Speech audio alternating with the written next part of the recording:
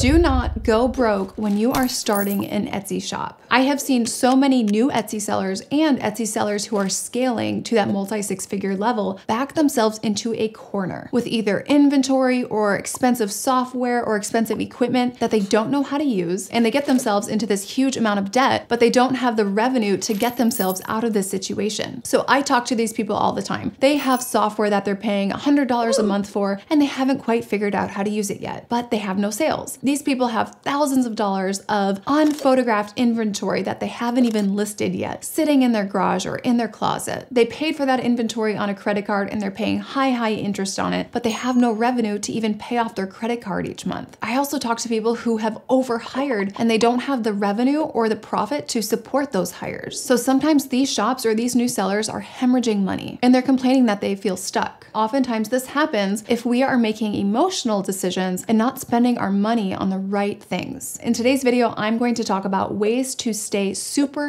lean when you are starting on Etsy, or if you are already on Etsy and you are scaling maybe from that six-figure level to that multi-six-figure level. These are ways to stay lean so we can drive your margin up as high as possible. Number one, do not hire people on Fiverr to build your listings for you. Do not hire those people. I've talked to dozens of students who have done this, and 99% of the time, it's been a huge waste of money. And not only money, but time, because that's the opportunity cost of not getting sales when you should be getting sales because the listings were never optimized correctly. So it's not even really the cost of paying someone to build the listings for you, but it's the cost of lost sales and the time that you have to take to redo all of their work. When you are hiring someone on Fiverr or Upwork, their reviews are oftentimes from people who just had the work done. They're reviewing it the next day. They say, oh, looks good. They're not actually waiting to leave that review at a time when they've seen the results from that person's work. They don't know if it's going to be effective or not. They don't know if they're going to get sales from those listings or not yet, but they think, oh, it looks good. Okay, 5 stars. With people on Fiverr, it's really hard to discern how effective they are at building listings and how well they know SEO. And with almost every student that I've worked with who's had someone on Fiverr building their listings for them, they've had to redo the work. So I highly recommend not going that route. And if you want to start outsourcing the building of listings, I recommend that you learn how to build them correctly so that you can train someone in how to do it in the right way. Number two, we're talking about testing. So we need to be testing products and testing new listings in small batches. We need to go wide, not deep with our assortment while we're in that testing phase. So this means it is better to test out 10 different listings with 1 unit behind each listing instead of 2 different listings with 5 units behind each listing. I've seen a lot of people look at bestsellers and they say, oh, this shop is making all this money with this product. I'm going to go invest in the same thing and sell the same thing. Seeing success from another shop does not guarantee success for your shop. Just because an item is selling for another shop, that doesn't mean it's proof of concept that it will sell in your shop, because you don't know yet how well you're going to be able to build your listings to compete with them. And if you have fewer sales or no sales and you're trying to compete with them, you have to have that better value proposition, which means that combination of the listing photo, the content, the price, the quality. So when you are testing things, do not overinvest in unreturnable inventory. I would pay a little bit more during this phase of your business so that everything that you invest in is returnable. It is highly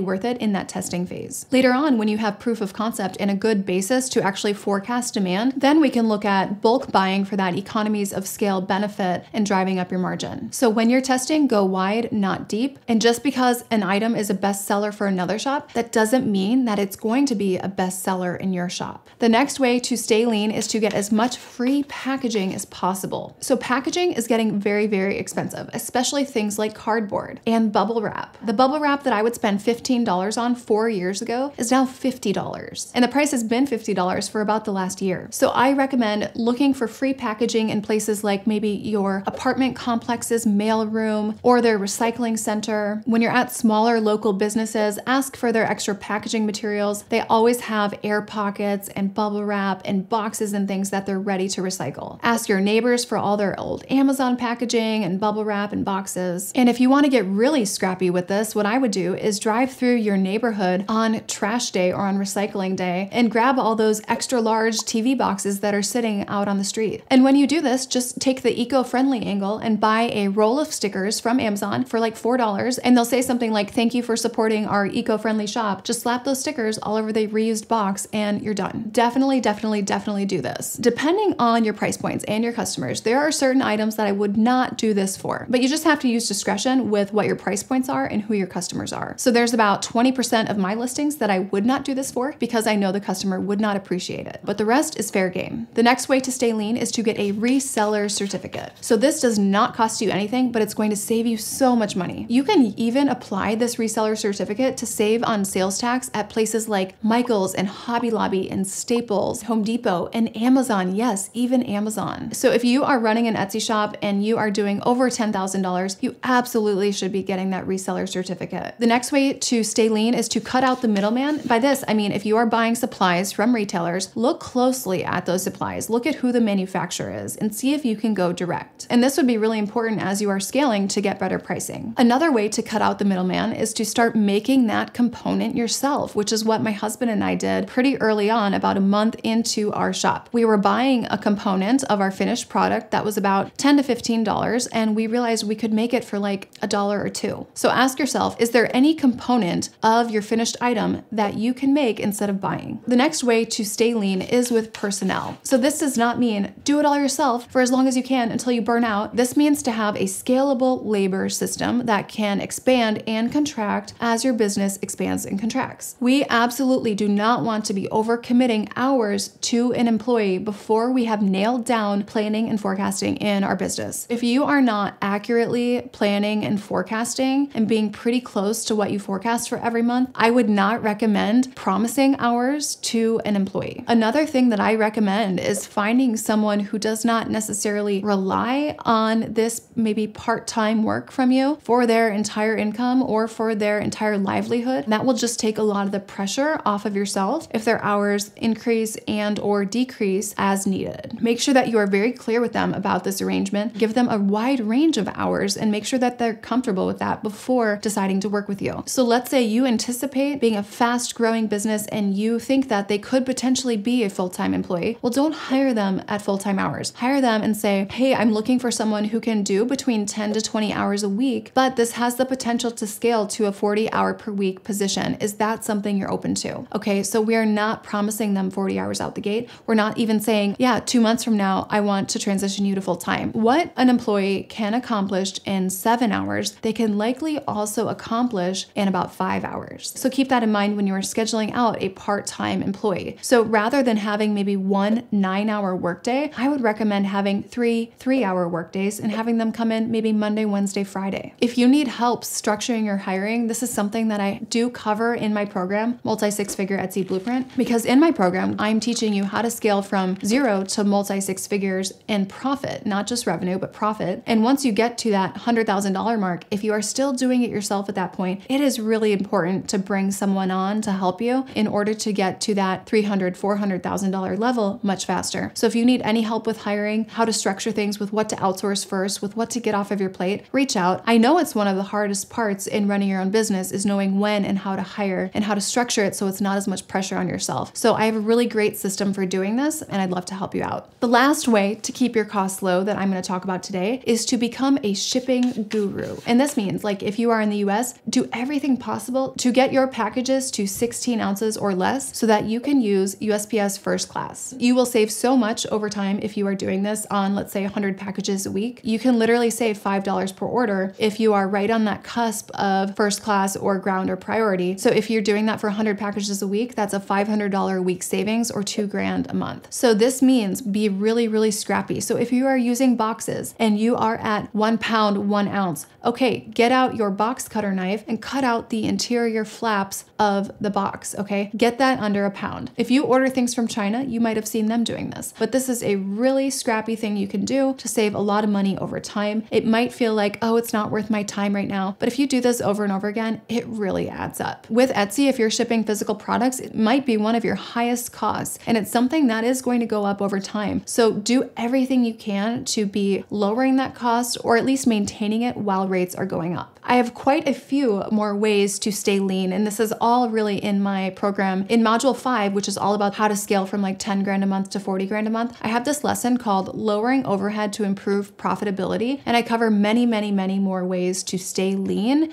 in that lesson. Definitely check that out if you're one of my students. Otherwise, if you're interested in my program, I do have a few spots open. And one other thing I wanted to mention, I'm going to be filming a Q&A next, so I'd invite you to leave a comment comment with any question you have on Etsy, on e-commerce in general, in the comments here. And I'm going to be collecting all these comments for my next Q&A. I'm not going to skip any questions. I'm going to cover everything. So this is your chance to get a question answered. If you don't want to leave a comment here on YouTube, you can always message me your question on Instagram at Dylan Jaras and just mention the Q&A and I'll make sure we cover that. All right, I'll see you in my next video.